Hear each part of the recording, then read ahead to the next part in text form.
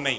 বিড়াল যদি কোনো কিছুতে মুখ দেয় তাহলে কুকুর মুখ দিলে যেরকম হারাম হয়ে যায়, নাপাক হয়ে যায়, বিড়াল যদি মুখ দেয়, বিড়ালের ঝুঁটা কি হয় না? নাপাক হয় না। এই জন্য বিড়াল পালা জায়েজ আছে, বিশেষ করে ইঁদুরের উপদ্রব থেকে বাঁচার জন্য, কিংবা এমনি আদর করে আপনি বিড়াল পালেন, কোনো অসুবিধা নেই। আপনারা সবাই জানেন একজন সাহাবী ছিলেন, নাম হলো আবু হুরায়রা।